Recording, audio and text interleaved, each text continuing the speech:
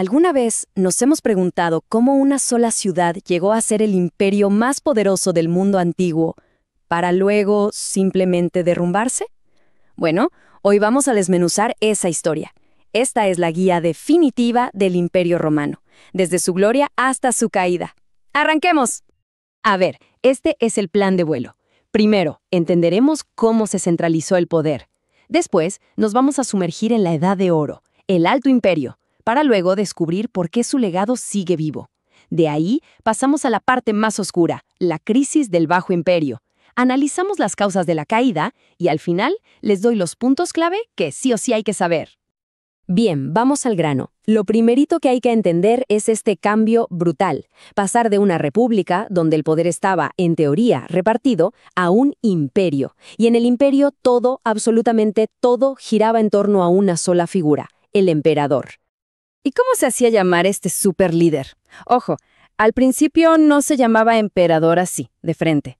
Usaba el título de príncipe, que venía a ser algo como el primero entre ciudadanos. Una jugada maestra, ¿no? Mantenía la fachada de la república, pero que a nadie le quepa duda. Su palabra era ley por encima del Senado y de todo lo demás. Entonces, aquí está la clave de toda la historia del imperio. Se divide en dos grandes actos, como una obra de teatro. Por un lado, el Alto Imperio, que es la época del príncipe, el apogeo, el esplendor, todo bien. Y por otro, el Bajo Imperio, la era del Dominus, que ya no significa el primero, sino señor y dueño absoluto. Se nota el cambio de tono, ¿no? Aquí es cuando todo empieza a ir mal.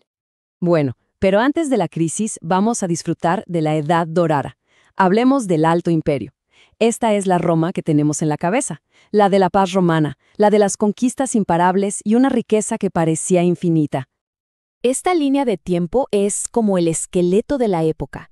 Todo arranca con los Julio-Claudianos, la familia de Augusto. Después vienen los Flavios, luego los Antoninos, que muchos consideran la cima del imperio. Los severos intentan mantener el control, pero, como ven al final, la cosa se descontrola y termina en un caos total conocido como la anarquía militar. Y para ponerle cara a esas dinastías, fijémonos en tres personajes clave. Augusto, el que empieza todo, el que trae la paz romana. Luego está Trajano, el conquistador, el que llevó al imperio a su tamaño máximo. Y, por último, Caracalla, que hizo algo que cambió las reglas del juego. Le dio la ciudadanía romana a todos los hombres libres del imperio. ¿Un acto de generosidad?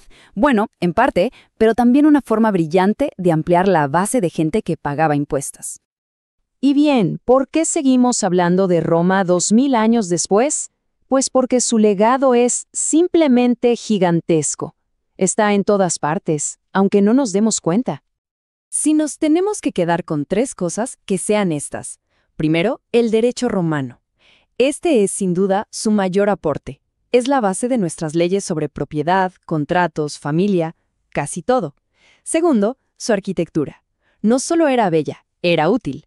Y tercero, su religión, que pasó de copiar a los griegos a terminar adoptando el cristianismo como religión de Estado.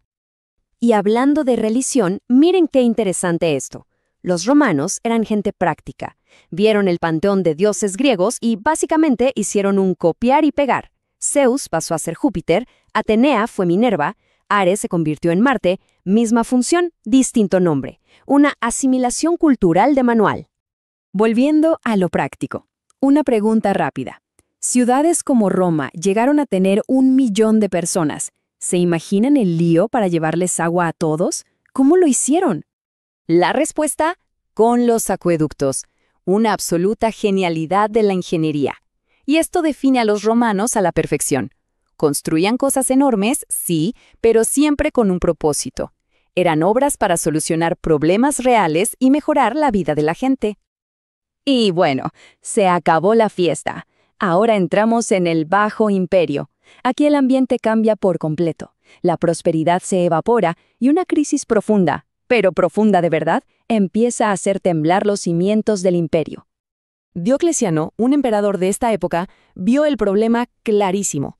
El imperio era demasiado gigante para que lo manejara una sola persona. Su solución, la tetrarquía, o sea, dividir el poder entre 4. La idea sonaba lógica, ¿no? Pues no funcionó. Lo único que consiguió fue crear más rivales y provocar todavía más guerras civiles por la sucesión. Pero en medio de todo este lío, pasan cosas que lo cambian todo para siempre.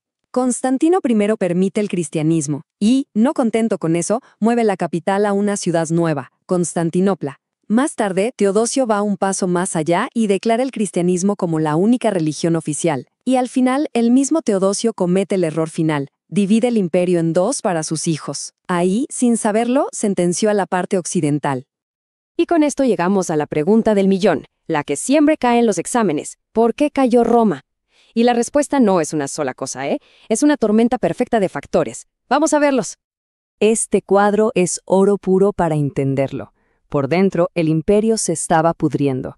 A eso lo llamamos la implosión.